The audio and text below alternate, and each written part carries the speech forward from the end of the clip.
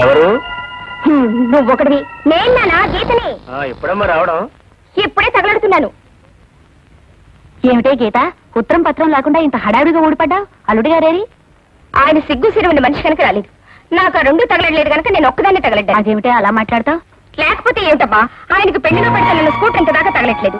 పోనీ కట్నం బాకి 20,000 తగలెట్టారో అది లేదు. నీకు ఇవ్వాల్సింది ఇవ్వలేదని చిరుబుర్రులు ఆడుతున్నావు గానీ నీ ఆడపడుచు పెళ్లికి మీ అన్నయ్య 25,000 సహాయం చేశాడు కదే. సాయం చేస్తే అది సాయం కిందకే వస్తుంది గానీ కట్నం కిందకి వెళ్ళకొస్తుంది. ఏమక్క ఇదేనా రావటా? లేదు, 3 రోజులు ఆడే తగలడి అటక మీద దాక్కున్నాను. అదేమిటే, అది ఎంతో ప్రేమగా పలకరిస్తే నీ కోపమంతా దాని మీద చూపిస్తావే? లేకపోతే ఏంటమ్మా, చేతిలో పెట్టి తగలబెడితే ఎప్పుడు తగలడ్డావని అడుగుతుందేంటి? ఈ పెట్టి లోపల తగలెట్టి కాస్త కాఫీ నా మొఖం తగలెట్టు. కళ్ళు లేవని లోపల కూర్చో గుమ్మంలో ఏంటి నాన్న అసహ్యంగా కాపలా కుక్కలా? అమ్మలోసారి పిల్లవే. అబ్బా, పెట్టుపోతులు ఎలాగూ తగలట్లేదు. కనీసం పట్నంలో ఉన్న ఇల్లైనా మీ అల్లుడి పైన తగలెడితే మా అత్త నోరు మూసుకొని తగలెడిదిగా. ఉన్న ఇల్లు కాస్త మీ ఆయన పైన రాసేస్తే మేమంతా ఎక్కడ ఉండాలి? ఈ ఇల్లు ఉందిగా. నీ పెళ్లికి ఇంటి మీద అప్పు చేశాం, అది తీర్చలేదని ఆ సోమరాజు కోర్టులో దావా వేసి డిగ్రీ కూడా తెచ్చుకున్నాడు. రంగాపురం గ్రామ కాపడస్తుడైన అల్లిపిల్లి ఆంజనేయులు అదే గ్రామ కాపడస్తుడైన సొంటుకొంగు సోమరాజు దగ్గర తీసుకున్న అప్పు, దాని మీద వడ్డీ సకాలంలో చెల్లించినందున సదరు ఆసామి ఆధీనంలో ఉన్న సర్వే నెంబరు 1358లో గల 32వ నెంబరు గల ఇల్లు సివిల్ కోడ్ 2164 ప్రకారం రేపు సాయంత్రం 4 గంటలకు బహిరంగంగా వేలం వేయబడుతుందో. ఈ సొంటికొమ్ము సోమరాజుతో పెట్టుకుంటే ముప్ప తిప్పలో పెట్టి 3 చెరువులు నీళ్లు తాగించి ఇల్లు పీకి పందిరేస్తాడని సంగతి ఎప్పటికైనా తెలుసుకోరా అల్లిపిల్లి ఆంజనేయులు. అందరూ ఆంజనేయులు ఎక్కడ? ఏమయ్యా కండక్టర్, ఏంటిది? Bus service rule number 14 section B ప్రకారం ఇంత ఓవర్లోడ్ చేయటం, చిల్లర ఇవ్వకుండా ఎగ్గొట్టడం చాలా పెద్ద నేరం. ఈ సంగతి copy to CM copy to PM కొట్టారంటే చిరిగిపోతుంది.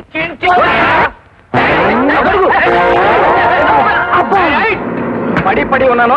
ఈ పట్టం నాకేం కొత్తగా? పట్టంతో పాటు మమ్మల్ని పడగొట్టావు కదయ్యా. ఇప్పుడు ఆ బస్సు వెళ్ళిపోయింది, మేము ఎలా చావటం? 420 బస్సు ఉంది, అందులో చావండి. ఆంజనేయులు బావా, ఆంజనేయులు బావా, ఆంజనేయులు బావా. బావా, నీ వయసు ఏంటి, నా వయసు ఏంటి? గొడుగుచ్చు కొట్టా కోరుకుండా అయిపోతాం. సరే, నువ్వు అట్ట పట్టం వెళ్ళగానే రేట్ ఏంటో తెలుసా? ఏమైంది? మీ ఇల్లు జప్తు చేయిస్తానని ఆ సోమరాజు ఆ కోర్టు చేత దండోర ఏం చేశాడు. నేనేమన్నా తక్కువ తిన్నానా? అదే కోర్టు వాళ్ళ చేత సోమరాజు గారి డిగ్రీ చెల్లకుండా ఒక్క ఇంజక్షన్ పొడిపించాను. భయపడ్డావా? నవ్వే. నీ నవ్వు అట్టగెడుతులే.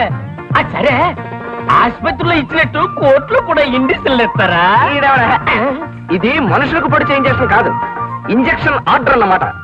ఈ దెబ్బతో మా ఇల్లు వేలం వేద్దాం అనుకున్న సోమరాజు గారి ఆట కట్టు. అర్థమైందా? నాకు అర్థమైంది. ఏ గౌరీ, ఇందాక మీ కిటికీ దగ్గర నిలబడి ఉష్ పిలిస్తే పలకమే? మా అక్క ఇంట్లో ఉంటే ఎలా పలకను? అయ్యి బాబాయ్, మా అన్నయ్య. ఏంటో మా చెల్లితో మాట్లాడతాం? ఏమీ లేదా? దొంగ వేషాలు వేస్తావరా? పెళ్లిగానే ఆడపిల్లల్ని బరిలోకి రాగావని టీజింగ్ అండ్ చీటింగ్ యాక్ట్ కింద నీ మీద కేసు పెట్టి copy to CM copy to PM కొట్టానంటే చిరిగిపోద్ది. నీ చెల్లెలు నేను ప్రేమిస్తున్నాను, కావాలంటే కేసు వేసుకో. నీ అబ్బా, అసలు అయ్యా వీటిని ఎందుకు అనాలి?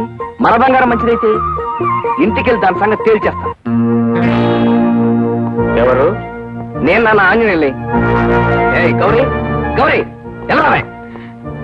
ఏంటన్నయ్యా? ఏంటా తిరిగిచ్చి కొట్టారంటే ఆ పుల్లపై కొడుకు పెద్దపైతో ఏంటా మాటలు? ఏంటా అడిగానమ్మా? ఇది దీని సంగతి తర్వాత చూద్దాం, ముందు ఆ గేస్ సంగతి చూడు. అదెప్పుడు వచ్చింది? ఇప్పుడే వచ్చింది. వచ్చిన దగ్గర నుంచి ఇల్లు పీకి పందిరేస్తుంది. ఈసారి ఇలాంటి వెధవ వేషాలు వేసామంటే నేను చదువు మనిపిస్తాను కదే, పెద్ద పెద్ద గొడవలు అయిపోతాయి. గీత, ఎప్పుడు వచ్చావమ్మా? ఎప్పుడు తగలెడ్డావని కాదురా, ఎందుకు తగలెడ్డావని అడుగు. డబ్బు కొంచెం సర్దుబాటు కాక. సర్దుబాటు కాక? అంత సర్దుబాటు చేయలేని వాడిని నీ బావగారికి అత్తాళ్ళెడతానని ఇత్తగలెడతానని ఎందుకు చెప్పాలి?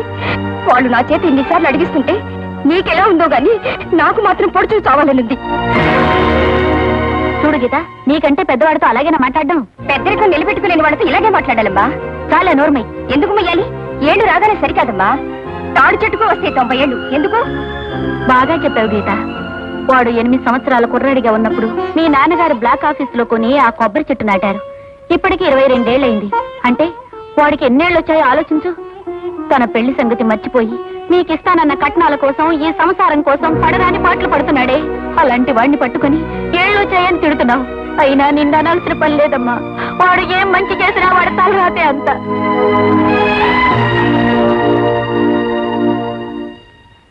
అమ్మా ఏంట్రా? నాకు సుప్రీంకోర్టు లాంటి ఐడియా వచ్చింది. నీకేం వచ్చినా పట్లేవరా? ఏంటి మళ్ళీ అప్పు చేసి దాని ముడుపు చెల్లిస్తానంటావు? అప్ప ఉన్న అప్పులే తీర్చకపోతే ఈ ఊళ్ళో మనకు అప్పు ఇచ్చేవాడెవడే? నాది హైకోర్టు బ్రెయిన్ కదా, ఫుల్ బెంచ్ ఐడియా ఒకటి వేశాను. సర్లేరా, ఏమిటది? పట్నంలో ఉన్న మన వాటా పోర్షన్. అమ్మేస్తావా? థ్యాంక్స్ నాన్న. ఈయనొకడు పడుకున్నప్పుడు కూడా దేశభక్తి.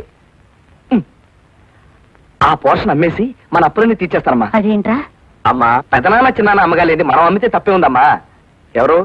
ఎవరది? నేనే.